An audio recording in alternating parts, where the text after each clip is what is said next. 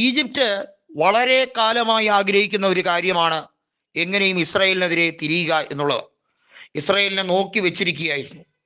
ഇത്രയും നാളും യമനിലെ ഹൂതി വിമതരും ഹിസ്ബുള്ളയും ഹമാസും ഒക്കെ ചേർന്ന് പ്രതിരോധം തീർക്കാൻ ശ്രമിക്കുമ്പോൾ ഈജിപ്റ്റ് ഒരു കാര്യത്തിലും ഇടപെട്ടിട്ടില്ല.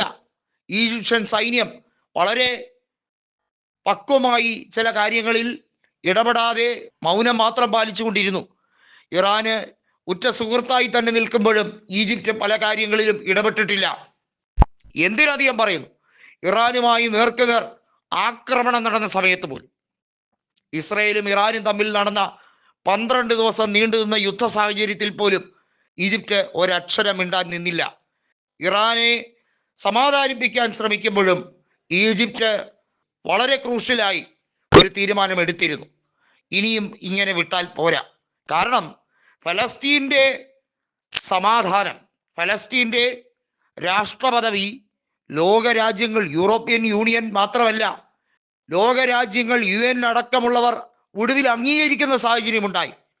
എന്നാൽ യൂറോപ്യൻ യൂണിയനിലെ ഏതാനും ചില രാജ്യങ്ങൾ മാത്രം, ഹംഗറി ഉൾപ്പെടെയുള്ള രാജ്യങ്ങൾ മാത്രം അംഗീകരിക്കാൻ തയ്യാറല്ല എന്ന് പറഞ്ഞ് ഇത് യൂറോപ്യൻ യൂണിയൻ പൂർണ്ണമായി അംഗീകരിച്ചിട്ടില്ല, UN-നേക്കാൾ വലിയ ശക്തി അമേരിക്കയ്ക്കും യൂറോപ്യൻ യൂണിയനുമാണ് എന്ന് പറഞ്ഞ് തെറ്റിദ്ധരിപ്പിക്കാൻ ശ്രമിക്കുന്നു.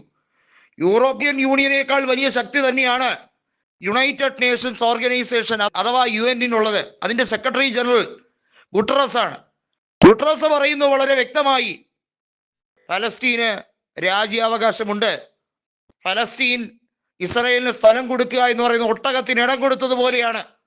ജൂതന്മാർ വിരണ്ടോടി നാലു ചുറ്റും വിരണ്ടോടി നിന്നിരുന്ന കാലഘട്ടത്തിൽ അവർക്ക് പാർക്കാൻ ഇടം കൊടുത്ത ഫലസ്തീനികളെ തന്നെ പറഞ്ഞാൽ മതി.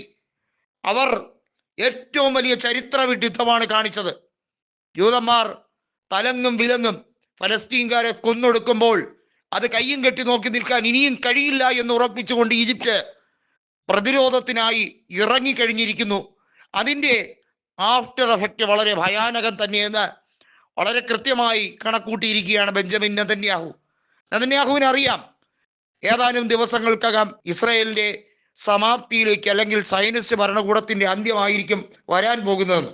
അതുകൊണ്ടാണ് അതിനെ അതിജീവിക്കാൻ വേണ്ടി ആവുന്നത്ര രീതിയിലൊക്കെ അമേരിക്കയുമായി ചേർന്ന് പല രാജ്യങ്ങളുമായി വിലപേശൽ നടത്തുന്നത്. പക്ഷെ അതൊന്നും ഒരു കാര്യവുമില്ല. കാരണം എല്ലാം അതിരുവിട്ട് കഴിഞ്ഞിരിക്കുന്നു.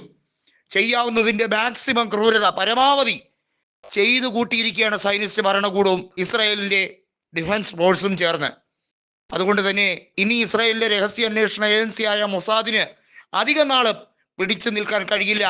മൊസാദിൻ്റെ കേന്ദ്ര ആസ്ഥാനം ലക്ഷ്യം വെച്ച് തന്നെയാണ് ഇവർ ഒത്തുകൂടി, അതായത് ഇറാന്റെ പ്രോക്സി ഗ്രൂപ്പുകളും അതുപോലെ തന്നെ ഏഷ്യയിലെ അറബ് രാജ്യങ്ങളും ഒത്തുകൂടി നിൽക്കുന്നത്. വരുന്നിടത്ത് വെച്ച് വരട്ടെ. അങ്ങനെ വംശഹത്യ നടത്താൻ നിൽക്കുന്ന പിശാചുക്കളെ ഇനി ടോളറേറ്റ് ചെയ്യാൻ കഴിയില്ല.